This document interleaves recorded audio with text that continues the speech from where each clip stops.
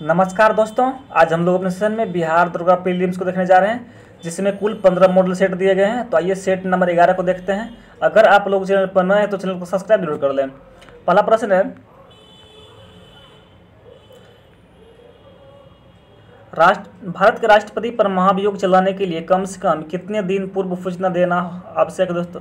ये कम से कम 14 दिन पूर्व सूचना देना आवश्यक, इसको ध्यान रखिएगा। अगर इसके प्रमुख पॉइंटों की बात की जाए तो भारत के राष्ट्रपति पर महाभियोग चलाने के लिए 14 दिन पूर्व उन्हें सूचना दी जाती है और राष्ट्रपति पर महाभियोग संविधान का अनुच्छेद 361 के अनुच्छेद 61 के तहत लगाया जाता है। इसको ध्यान रखिएगा, आर्टिकल 61 के तहत इस पर लगाया जाता है। आगे बढ़ते हैं। अगला प्रश्न है, सर्वोच्च न्यायालय में न्यायाधीश नियुक्त होने के लिए व्यक्ति को कम से कम कितने वर्ष उच्च न्यायालय का एडवोकेट होना चाहिए दोस्तों? ये कम से कम 10 वर्षों का एडवोकेट होना चाहिए, इसको ध्यान रखिएगा। तो इसकी प्रमुख पॉइंटों की बात की जाए तो सर्वोच्च न्यायालय में किसी व्यक्ति को न्यायाधीश बनने के लिए किसी उच्च न्यायालय में अथवा 2 या 2 से अधिक न्यायालयों में लगातार कम से कम 5 वर्षों तक न्यायाधीश के रूप में कार्य कर चुका हो या किसी उच्च न्यायालय या न्यायालयों में लगातार 10 वर्षों तक अधिवक्ता के पद पर रह चुका हो, इसको ध्यान रखिएगा। आगे बढ़ते हैं। अगला प्रश्न है, नागरिकता प्राप्त करने के लिए शर्तों निर्धारित करने वाला सक्षम निकाय कौन सी है? दोस्तों बात करती है संसद, इसका सक्षम निकाय, इसको ध्यान दीजिएगा। तो इसकी प्रमुख पॉइंटों की बात की जाए तो भारतीय संविधान में अनुच्छेद 11 के अनुसार आर्टिकल 11 के अनुसार संसद नागरिकता प्राप्त अधिकारियों को विधि द्वारा विनियमित करती है, इसको ध्यान रखिएगा। आगे बढ़ते। अगला प्रश्न है, लेखानुदान संघ सरकार को अनुमति प्रदान करता है। ये दोस्तों अनुमति प्राप्त करता है, ये निश्चित अवधि के लिए एक भारतीय संचित निधि से धन निकालने के लिए अनुमति प्रदान करता है, इसको ध्यान दीजिएगा। तो इसकी प्रमुख पॉइंट दोस्तों बात करते हैं तो संविधान का अनुच्छेद आर्टिकल 116 के तहत विनियोग विधेयक के पारित न होने की स्थिति में यह संघ सरकार को धन की आवश्यकता होती है और तो लोकसभा को लेखानुदान माध्यम से निश्चित अवधि के लिए भारतीय संचित निधि से अग्रिम निधि प्रदान करने की शक्ति प्राप्त है, इसको ध्यान दीजिएगा। आगे बढ़ते हैं। अगला प्रश्न है, संविधान के भाग और उसके विषय का सही मिलान कीजिए। तो बात करते हैं तो भाग 4 का, तो ये राज्य के नीति निर्देशक तत्व से ये संबंधित है, इसको ध्यान दीजिएगा। तो ये दोस्तों 1 का दोस्तों 4 हो जाएगा।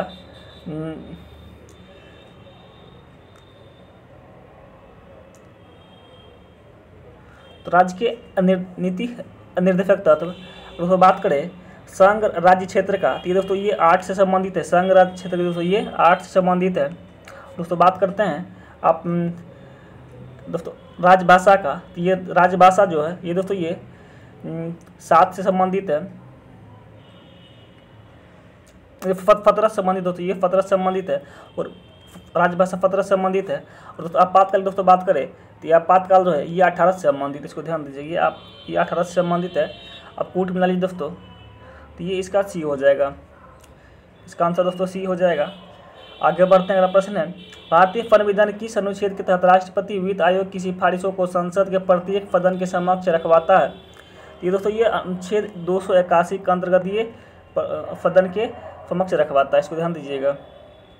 और भारतीय संविधान के अनुच्छेद 281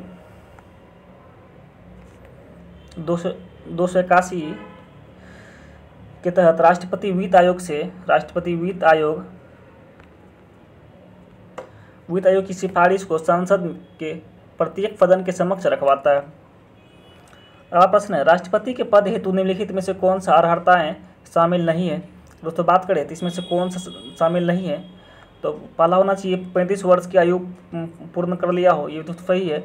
वह लोकसभा सदस्य निर्वाचित होने योग्य हो, ये भी दोस्तों सही है। कम से कम 50 प्रवासिता कोई भी सही दोस्तों, और कम से कम 100 अनुमोदक, ये गलत है दोस्तों। बात करें राष्ट्रपति पद के लिए दोस्तों अनिवार्य अर्हता क्या होती है, और अर्हता दोस्तों बात करती है आर्टिकल 58 के अंतर्गत आते हैं। आर्टिकल 58 के अंतर्गत आते हैं, अनुच्छेद 58 के अंतर्गत कि पहला दोस्तों नियम है वह भारत का नागरिक होना चाहिए। पहला नियम है को दोस्तों भारत का नागरिक होना चाहिए। दूसरा है वो 35 वर्ष की आयु पूर्ण कर चुका हो, और तीसरा वो लोकसभा का सदस्य निर्वाचित होने के लिए अर्हित हो। और चौथा दोस्तों, इसके अतिरिक्त राष्ट्रपति के चुनाव नामांकन के लिए उम्मीदवार के कम से कम 50 प्रस्तावक एवं 50 अनुमोदक होना चाहिए। इसको ध्यान दीजिएगा दोस्तों, ये 50 प्रस्तावक होना चाहिए और 50 अनुमोदक इसमें होना अनिवार्य होता है। ये पाँचों चारों को ध्यान रखिएगा, चारों विकल्प को। आगे बढ़ते हैं, अगला प्रश्न है, संविधान सभा के चुनाव में कांग्रेस को कितनी सीटें प्राप्त हुई है? संविधान सभा के चुनाव में कांग्रेस को कितनी सीटें प्राप्त हुई है? तो बात करें तो इसमें 208 सीटें इसमें प्राप्त हुई है, इसको ध्यान दीजिएगा। और संविधान सभा के लिए चुनाव जुलाई अगस्त 1946 में हुआ था। जुलाई से अगस्त के बीच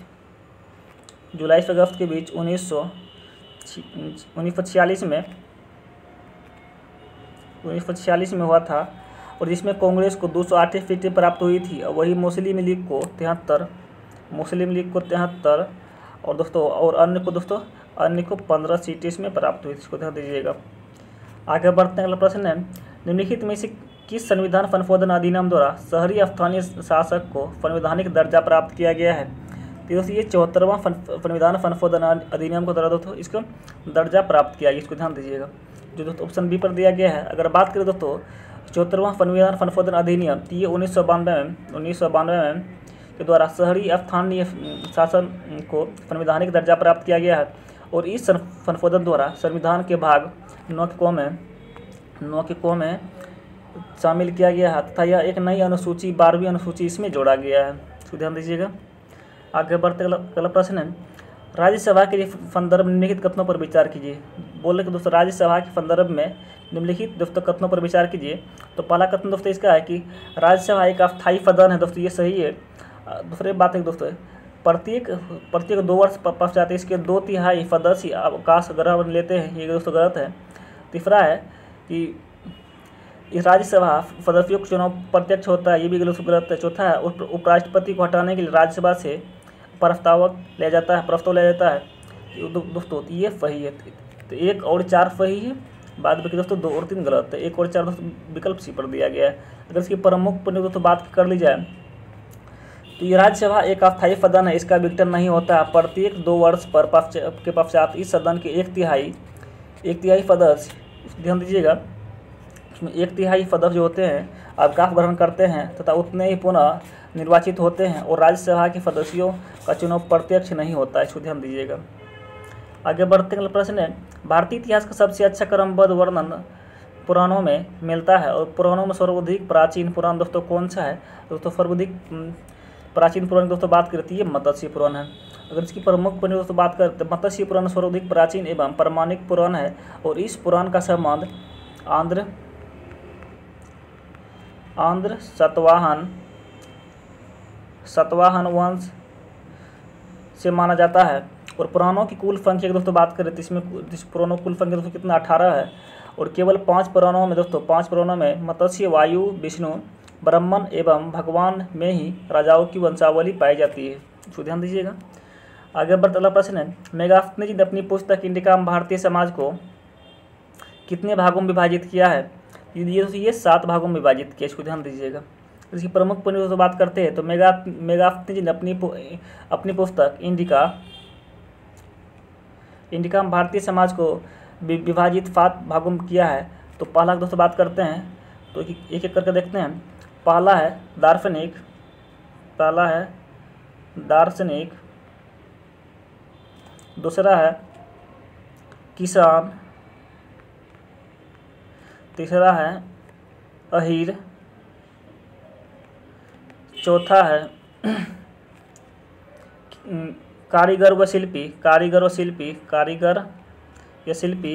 चौथा है दोस्तों चौथा हो गया। पाँचवा है सैनिक, और जो छठा की बात करिए निरक्षर,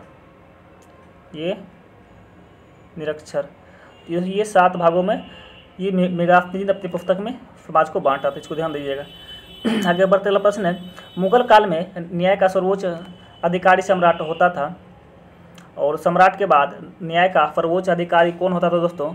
इसकी बात करती है प्रधान काजी इसका होता था, इसको ध्यान दीजिए, प्रधान काजी। अगर इसकी प्रमुख पंडित दोस्तों बात करते हैं मुगल काल में सम्राट के बाद न्याय का सर्वोच्च अधिकारी प्रधान काजी होता था और प्रधान काजी सम्राट के अनुपस्थिति में न्याय संबंधी कार्य करता था और प्रधान काजी की सहायता हेतु प्रधान मुफ्ती होता था। इसको ध्यान दीजिएगा, इसकी सहायता के दोस्तों ये प्रधान मुफ्ती होता था। आगे बढ़ते हैं। अगला प्रश्न है, निम्न में से किस भारतीय नेता ने खिलाफत आंदोलन का समर्थन नहीं किया था? दोस्तों बात करती है मदन मोहन मालवीय ने इसका समर्थन नहीं किया था, खिलाफत आंदोलन का। तो अगर दोस्तों बात करते हैं तो खिलाफत आंदोलन का समर्थन मदन मोहन मालवीय ने नहीं किया था। खिलाफत आंदोलन भारतीय मुसलमानों का मित्र राष्ट्रों ने के विरुद्ध, विशेषकर ब्रिटेन के खिलाफ टर्की के खलीफा के समर्थन में आंदोलन था। अगला प्रश्न है, डेक्कन एजुकेशन सोसाइटी की स्थापना निम्न में से किसने किया था?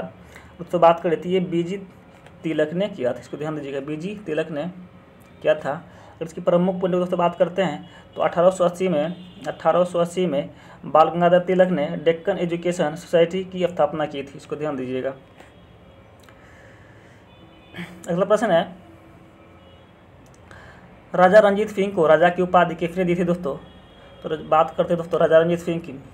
इसने दोस्तों ये पंजाब में सिख धर्म का दोस्तों स्थापना किया था। और दोस्तों इसने दोस्तों अपरांतुर, इसके समय में अपरांतुर सूबा की दोस्तों बात करें तो इसके समय में दोस्तों 4 था। तो ध्यान दीजिएगा, जम्मू कश्मीर, मुल्तान और दोस्तों 2 जम्मू कश्मीर मुल्तान था, लाहौर था और तो चौथा एक आप लोग ध्यान करके रख लीजिएगा। अगला प्रश्न है, दोस्तों बात कर राजा रणजीत सिंह के राजा की उपाधि किसने दी थी?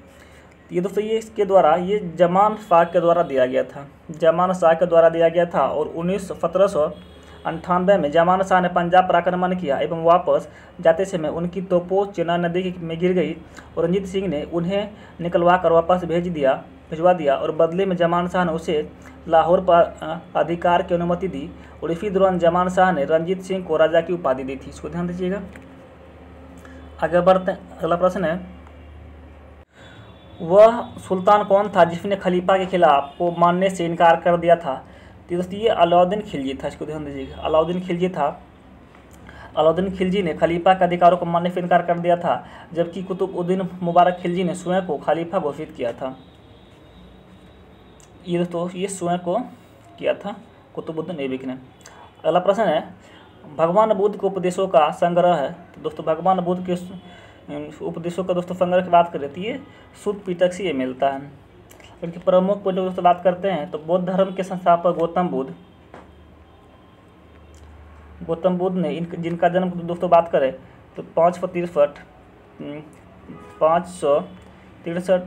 ईस्वी पूर्व कपिलवस्तु के लुम्बिनी नामक स्थान पर हुआ था। और बौद्ध धर्म के बारे में हमें विशद ज्ञान पाली त्रिपिटक से प्राप्त होता है और भगवान बुद्ध के उपदेशों का संग्रह दोस्तों ये शुद्ध पिटक से ये वर्णित है।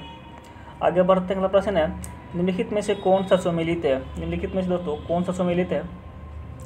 दोस्तों बात करें तो ये आदिल शाही, कुतुब शाही, इमाद शाही। दोस्तों इसका ऑप्शन दिया है कुली कुतुब शाह, मलिक अहमद, यूसुफ आदिल शाह और यूसुफ आदिल शाह। दोस्तों देखिएगा तो बरीद शाह जो क्या है आमिर अली जो इसका बरीद है। दोस्तों इसका ये केवल दोस्तों 4 सही है। दोस्तों बात करें कि विकल्प का तो दोस्तों आदिल शाही का दोस्तों इस किसका संबंध दोस्तों तो ये यूसुफ आदिल शाह से दोस्तों ये से संबंधित है जो दोस्तों इस पर यहाँ दिया गया है। अगर इसकी बात करें दोस्तों स्थापना की दोस्तों तो ये 1489 में इसकी स्थापना की गई थी। और दोस्तों निज़ाम शाही की दोस्तों बात करते हैं तो ये निज़ाम शाही जो है इसका स्थापना दोस्तों मलिक अहमद ने किया था दोस्तों 1490 में। और दोस्तों इमाद शाही की दोस्तों बात करते हैं इमाद शाही का तो इमाद शाही दोस्तों फतेहुल्लाह अहमद शाह ने दोस्तों 1490 में किया था। ये भी दोस्तों 1490 में किया था।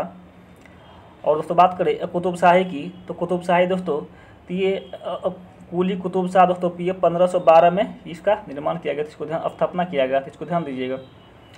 दोस्तों आगे बढ़ते अगला प्रश्न है, बहमनी साम्राज्य का स्थापना कब हुआ था? दोस्तों बात करें बहमनी साम्राज्य का तो ये 1327 ईस्वी में इसका स्थापना हुआ था। इसको 1345 ईस्वी में इसका स्थापना हुआ था। और वर्णा की उधर पे अगला प्रश्न। और दोस्तों बात करें इसकी प्रमुख पॉइंटों की तो मोहम्मद बिन तुगलक ने के शासनकाल में 1345 में हसन गंगू ने बहमनी राज्य की स्थापना की थी। वह अलाउद्दीन हसन बहमन शाह के नाम से सिंहासन पर बैठा और गुलबर्ग को अपनी राजधानी बनाया। अगला प्रश्न है, वर्नाक्यूलर प्रेस एक्ट से बचने के लिए बंगाली से अंग्रेजी भाषा को में परिवर्तित कर दी जाने वाली पत्रिका कौन सी थी? दोस्तों क्वेश्चन फिर से सुनिएगा। वर्नाक्यूलर प्रेस एक्ट से बचने के लिए बंगाली से अंग्रेजी भाषा में परिवर्तित कर दी जाने वाली पत्रिका कौन सी थी? दोस्तों ये तो अमृत बाजार पत्रिका थी। और दोस्तों लॉर्ड लिटन के द्वारा वर्नाक्यूलर प्रेस एक्ट से बचने के लिए अमृत बाजार पत्रिका जो बांग्ला भाषा की थी अंग्रेजी साप्ताहिक पत्रिका में परिवर्तित हो गया और इस समाचार पत्र की स्थापना शिशिर कुमार घोष के द्वारा किया गया था। शिशिर कुमार घोष के द्वारा किया गया था, इसको ध्यान दीजिएगा। आगे बढ़ते अगला प्रश्न है, सैमन कमीशन का भारत आगमन कब हुआ था? दोस्तों ये सैमन कमीशन की बात करती है फरवरी 1928 में इसका आगमन होता। फरवरी 1928 में इसका आगमन हुआ था। और दोस्तों 3 फरवरी 1928 को सैमन कमीशन कहाँ दोस्तों? बम्बई पहुंचा था। और इसका गठन ब्रिटिश संसद द्वारा 1927 में किया गया था। 1927 में इसका गठन किया गया था। और सर जॉन साइमन के नेतृत्व में 7 सदस्यीय आयोग का गठन किया गया था और इस आयोग के सभी सदस्य ब्रिटिश थे। और इस आयोग ने 1930 ईस्वी में अपनी रिपोर्ट पेश की तथा द्वैध शासन प्रणाली, राज्यों में सरकारों का विस्तार, ब्रिटिश भारत के संघ की स्थापना एवं सांप्रदायिक निर्वाचन व्यवस्था को जारी रखने की सिफारिश भी की थी। इसको ध्यान दीजिएगा। आगे बढ़ते हैं। अगला प्रश्न है, विश्व सांख्यिकी दिवस कब मनाया जाता है? दोस्तों प्रत्येक वर्ष दोस्तों विश्व सांख्यिकी दिवस दोस्तों 20 अक्टूबर को मनाया जाता है। इसको ध्यान दीजिएगा, 20 अक्टूबर को मनाया जाता है। और दोस्तों 20 अक्टूबर को सांख्यिकी दिवस बने। और इसकी शुरुआत की दोस्तों बात करें तो ये 2010 से इसकी शुरुआत की गई थी। आगे बढ़ते अगला प्रश्न है, घूमर किस राज्य का लोक नृत्य है? दोस्तों बात करें घूमर का तो ये राजस्थान का लोक नृत्य राज्य है, राजस्थान का। तो बात करें जिस और इसकी प्रमुख पॉइंट दोस्तों बात करें तो राजस्थान में कौन कौन से दोस्तों? घूमर, पनिहारी, नेजा, ये दोस्तों राजस्थान का लोक नृत्य है। दोस्तों बात करें गुजरात का तो गुजरात का दोस्तों सबसे प्रसिद्ध गरबा है, गरबा, डांडिया, भवई और टिप्पणी इसकी दोस्तों ये गुजरात की है। दोस्तों बात करें छत्तीसगढ़ की, छत्तीसगढ़ के दोस्तों पंडवानी, कर्मा और डागला, ये दोस्तों ये छत्तीसगढ़ का ये लोक नृत्य, इसको ध्यान दीजिएगा। आगे बढ़ते हैं। अगला प्रश्न है, होलकर ट्रॉफी किस खेल से संबंधित है? दोस्तों बात की होलकर ट्रॉफी का तो दोस्तों ये ब्रिज से संबंधित है, ये ब्रिज से संबंधित है। और इसकी प्रमुख पॉइंट दोस्तों बात करती है होलकर ट्रॉफी दोस्तों ब्रिज खेल से ये संबंधित है। आगे बढ़ते हैं। अगला प्रश्न है, भारतीय अंतरिक्ष अनुसंधान संगठन इसरो की स्थापना किस वर्ष की गई थी? तो दोस्तों 1969 में की गई थी। 1969 ईस्वी में की गई थी दोस्तों। और बात करें तो भारतीय अंतरिक्ष अनुसंधान संगठन इसरो की स्थापना दोस्तों बात करें तो ये 15 अगस्त को, मिनी डेट इसका क्या है 15 अगस्त। आगे बढ़ते हैं। अगला प्रश्न है, वर्तमान में राष्ट्रमंडल के सदस्य देशों की संख्या कितने हैं? तो बात करें दोस्तों राष्ट्रमंडल सदस्य देशों की तो इसकी संख्या दोस्तों ये 56 इसकी संख्या है। अगर बात करें दोस्तों राष्ट्रमंडल खेलों की तो राष्ट्रमंडल उन देशों के संगठन है जो कभी ब्रिटिश साम्राज्य के अधीन थे और इनकी स्थापना की दोस्तों बात करें तो ये 1926 में राष्ट्रमंडल सदस्यों की स्थापना की गई थी। और राष्ट्रमंडल के मुख्यालय की दोस्तों बात करें तो ये कहाँ? लंदन में है, ये लंदन में है। और वर्तमान में इसमें सदस्य देशों की दोस्तों बात करें तो इसमें 56 है। और राष्ट्रमंडल में शामिल होने वाला वर्तमान देश दोस्तों की बात करें तो ये गेबोन है, ये गेबोन वर्तमान में ये शामिल, गिबोन और टोगो, ये दोनों दोस्तों इसमें शामिल हुआ है जून 2022 में। आगे बात अगला प्रश्न है, निम्न में से कौन सबसे चौड़ी जलसंधि है? तो अगर दोस्तों बात करें चौड़ी जलसंधि की तो ये दोस्तों देवी सबसे चौड़ी जलसंधि है। अगर दोस्तों बात करें सबसे चौड़ी जलसंधि डेविस जलसंधि चौड़ी है। और सबसे विशाल जलसंधि की दोस्तों बात करें तो ये टाइटर जलसंधि सबसे क्या है? सबसे विशाल। दोस्तों बात करें सबसे चौड़ा जलप्रपात का दोस्तों तो ये खोन जलप्रपात जो लाओस में दोस्तों है, ये सबसे चौड़ा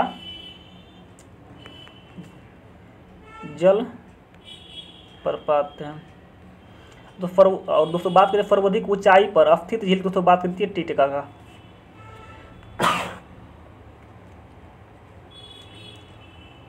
सर्वाधिक ऊंचाई पर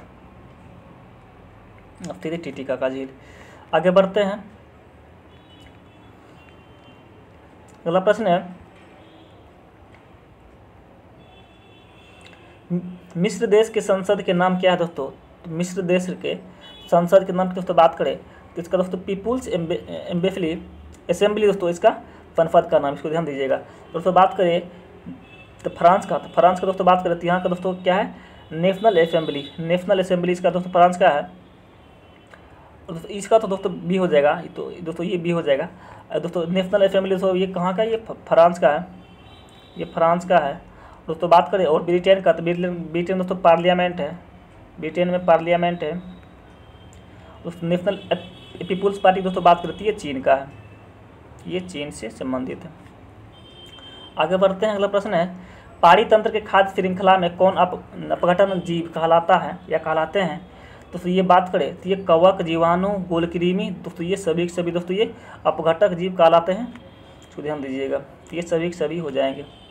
आगे बढ़ते हैं, अगला प्रश्न है साइलेंट वैली परियोजना निम्नलिखित में से किस राज्य से संबंधित है। दोस्तों बात करें साइलेंट वैली परियोजना की, ये दोस्तों ये केरल राज्य से ये संबंधित है। अगर प्रमुख पॉइंट बात करते हैं तो साइलेंट वैली परियोजना का संबंध केरल राज्य से संबंधित है। ये दोस्तों शांत घाटी में स्थित है, ये शांत घाटी में स्थित है। वर्तमान में शांत घाटी की दोस्तों बायोस्फीयर रिजर्व घोषित कर दिया गया है और इस घाटी को दोस्तों 1984 में नेशनल पार्क भी घोषित किया था। आगे बढ़ते हैं, अगला प्रश्न है भारतीय राष्ट्रीय जैविक विविधता प्राधिकरण को कब स्थापित किया गया दोस्तों। तो ये 2003 में इसको स्थापित किया गया था। भारतीय राष्ट्रीय जैविक विविधता प्राधिकरण को 2003 में स्थापित किया गया था। और दोस्तों जैव विविधता अधिनियम 2002 के प्रावधानों को कार्यान्वित करने के उद्देश्य से भारतीय राष्ट्रीय जैविक विविधता प्राधिकरण की स्थापना 2003 में की गई थी। और इसका मुख्यालय दोस्तों बात करें, इसका मुख्यालय दोस्तों चेन्नई इसका मुख्यालय है, जो कहाँ तमिलनाडु में स्थित है। आगे बढ़ते हैं, अगला प्रश्न है भारत के नए राष्ट्रपति द्रौपदी मुर्मू का अपने पद के अनुसार क्रम में दोस्तों बात करें तो ये इसका दोस्तों क्रम कौन सा, तो ये 15वां इसका क्रम है राष्ट्रपति द्रौपदी मुर्मू का।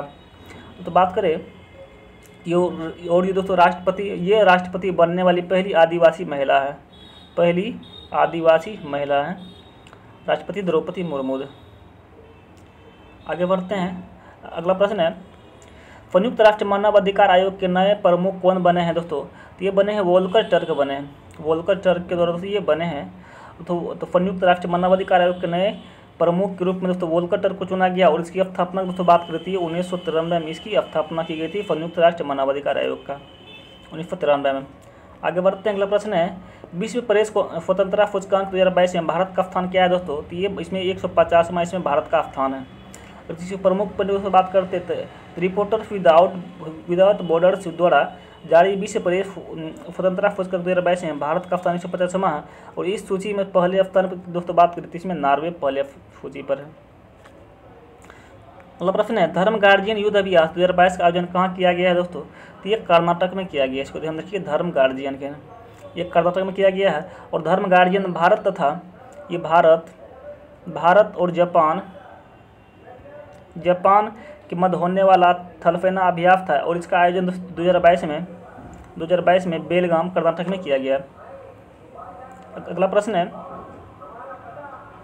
कुल कितनी महिलाओं को पद्म पुरस्कार 2022 से सम्मानित किया गया दोस्तों। तो इसमें कुल 34 महिलाओं को पद्म पुरस्कार 2022 से सम्मानित किया गया है।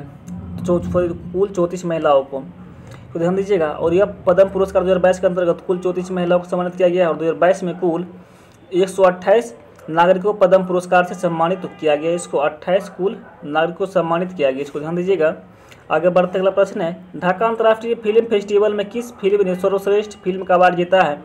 तो ये कुंजल को ये दोस्तों सर्वश्रेष्ठ फिल्म का ये अवार्ड मिला है।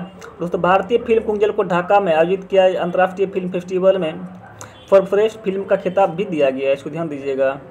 निम्नलिखित में से किसे रसायन के क्षेत्र में नोबेल पुरस्कार 2022 से सम्मानित किया गया दोस्तों। तो पहला विकल्प है कैरोलिन बटोरजी, दूसरा है मॉर्टन मेडल्स, तीसरा है के शार्पलेस। तो ये सभी को दोस्तों ये सम्मानित किया गया है नोबेल पुरस्कार 2022 से रसायन के क्षेत्र में, इसको ध्यान दीजिएगा। आगे बढ़ते हैं, अगला प्रश्न है COP28 संयुक्त राष्ट्र जलवायु परिवर्तन सम्मेलन 2023 का आयोजन कहाँ पर किया गया दोस्तों? ये बात करें दोस्तों तो ये UAE में किया गया, इसको ध्यान दीजिएगा। और दोस्तों बात करें तो ये दोस्तों ये 2022 में इसका आयोजन का दोस्तों ये मिस्र में किया गया, 2022 में ये मिस्र में किया गया था। आगे बढ़ते हैं, अगला प्रश्न है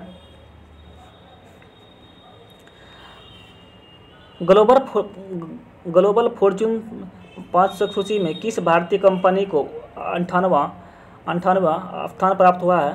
तो अगर दोस्तों बात करें तो ये LIC को दोस्तों ये 98वां ये स्थान प्राप्त हुआ है LIC को। तो बात करें तो ग्लोबल फॉर्च्यून 500 की सूची में भारतीय कंपनी LIC को 98वां स्थान, जबकि रिलायंस को दोस्तों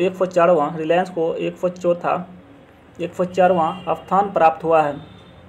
आगे बढ़ते हैं, अगला प्रश्न है UA ओपन 2022 के महिला एकल का खिताब किसने जीता है दोस्तों? तो इसकी बात करें तो ये एगा अफ्तिया तेग को ये मिला है, इसको ध्यान दीजिएगा। एगा अफ्तिया तेग को ये मिला है। अगर बात करें तो US ओपन 2022 का महिला एकल खिताब पोलैंड की, दोस्तों ये कहाँ की है? पोलैंड की है। पोलैंड की एगा अफ्तियाक ने जीता है। और जबकि पुरुष एकल खिताब दोस्तों ये कार्लेस अल्कराज ने जीता है। कार्लेस अल्कराज ने ये जीत लिया, इसको ध्यान दीजिएगा। आगे बढ़ते हैं, अगला प्रश्न है 2026 में आयोजित होने वाला राष्ट्रमंडल खेल का आयोजन कहाँ किया जाएगा दोस्तों? तो ये ऑस्ट्रेलिया में किया जाएगा। ये 2026 में होने वाला राष्ट्रमंडल खेल। और इसकी बात करें दोस्तों तो ये 2026 में आयोजित होने वाले 23वें राष्ट्रमंडल खेल का आयोजन विक्टोरिया ऑस्ट्रेलिया में किया जाएगा। जबकि दोस्तों 23वें फीफा फुटबॉल वर्ल्ड कप दोस्तों 2026 में USA में किया जाएगा और मेक्सिको तथा कनाडा में भी किया जाएगा, इसको ध्यान रखिएगा। आगे बढ़ते अगला प्रश्न है हिम प्रहरी योजना की शुरुआत किस राज्य के द्वारा किया गया दोस्तों? तो हिम प्रहरी की दोस्तों बात की जा रही है तो पूछ रहा है किस राज्य के द्वारा शुरू किया गया है? तो ये उत्तराखंड सरकार के द्वारा हिम प्रहरी योजना ये शुरू किया गया, इसको ध्यान दीजिएगा हिम प्रहरी योजना को। तो बात करते हैं तो हिम प्रहरी योजना उत्तराखंड सरकार के द्वारा शुरू किया गया है और इसके अंतर्गत राज्य से लोगों का पलायन रोकने के लिए युवाओं तथा भूतपूर्व सैनिकों को राज्य की सीमा से लगे क्षेत्रों में बसाने की व्यवस्था की जा रही है। आगे बढ़ते हैं, प्रश्न है निम्नलिखित पुस्तकों एवं लेखकों में सही सुमिलित है नहीं है, इसमें दोस्तों कौन सा चीज़ सही सुमिलित नहीं है? तो बात करें हैं द लास्ट हीरोज, इसके दोस्तों P साईनाथ इसके लेखक के बात सही है। और इंडोमिटेबल ये तो अधुरंती Bhattacharya, a nation to protect ये प्रीतम गांधी। और द 10 ट्रिलियन ड्रीम दोस्तों ये ज्योति गोफल दोस्तों ये नहीं है। दोस्तों बात करें तो ये इसका दोस्तों इसके पुस्तक के पूर्व वित्त सचिव लेखक सुभाष चंद्र गिरी द्वारा ये लिखा गया था। सुभाष चंद्र गर्ग के द्वारा ये लिखा गया था, इसको ध्यान दीजिएगा। ये फंडी गलत है। राष्ट्रीय जनजाति महोत्सव का आयोजन 2022 में कहाँ किया गया दोस्तों? तो अगर इसकी बात करें तो ये रायपुर में किया गया, इसको ध्यान रखिए रायपुर में किया गया है। और इसकी प्रमुख पहलुओं से बात करते हैं तो नवंबर 2022 में राष्ट्रीय जनजातीय नृत्य महोत्सव का आयोजन छत्तीसगढ़ के रायपुर में किया गया, इसको ध्यान दीजिएगा। आगे बढ़ते अगला प्रश्न है प्रधानमंत्री नरेंद्र मोदी ने अटल ब्रिज का उद्घाटन किस नदी पर किया दोस्तों? तो इसकी बात करें तो ये साबरमती नदी पर किया है, इसको ध्यान दीजिएगा। अगर बात करें तो दोस्तों तो गुजरात में प्रधानमंत्री नरेंद्र मोदी ने साबरमती नदी पर अटल ब्रिज का उद्घाटन किया है। और इस पुल की दोस्तों लंबाई की बात करें तो ये 300 मीटर तथा चौड़ाई की दोस्तों बात करें तो ये 14 मीटर इसकी चौड़ाई, इसको ध्यान दीजिएगा। आगे बढ़ते हैं, अगला प्रश्न है जल विद्युत एवं सौर ऊर्जा संचालित भारत का पहला हवाई अड्डा कौन सा है दोस्तों? इसकी बात करें कौन सा है तो ये इंदिरा गांधी हवाई अड्डा है, ध्यान दीजिएगा। और इंदिरा गांधी हवाई अड्डा पूरी तरह से जल विद्युत तथा सौर ऊर्जा संचालित भारत का पहला हवाई अड्डा बना है। आगे बढ़ते अगला प्रश्न है विश्व की सबसे लंबी राजमार्ग सुरंग अटल सुरंग की चौड़ाई की दोस्तों बात की जाए कितनी है? और दोस्तों ये सुरंग की दोस्तों ये 10.5 इसकी मीटर इसकी चौड़ाई है। दोस्तों विश्व की सबसे लंबी अटल सुरंग को वर्ल्ड बुक ऑफ रिकॉर्ड में शामिल किया गया है। और इसकी लंबाई की दोस्तों बात करें तो ये 9.2 किलोमीटर इसकी लंबाई है, जबकि 10 किलोमीटर। जबकि चौड़ाई की दोस्तों बात करें तो ये चौड़ाई दोस्तों 10.5 मीटर इसकी चौड़ाई है, तो ध्यान दीजिएगा। आगे बढ़ते हैं और आज के लास्ट प्रश्न है कुंभ मेला को किस वर्ष अमूर्त सांस्कृतिक विरासत की सूची में शामिल किया गया है? तो ये दोस्तों ये 2017 में इसको शामिल किया गया है, ध्यान दीजिएगा। तो दोस्तों आज हम लोग अपने सेशन में कुल 50 प्रश्न का डिस्कशन किए। उम्मीद है कि आप लोग को अच्छे लगे, तो चैनल को सब्सक्राइब जरूर करें और शेयर भी करिए। Thank you very much, have a nice day.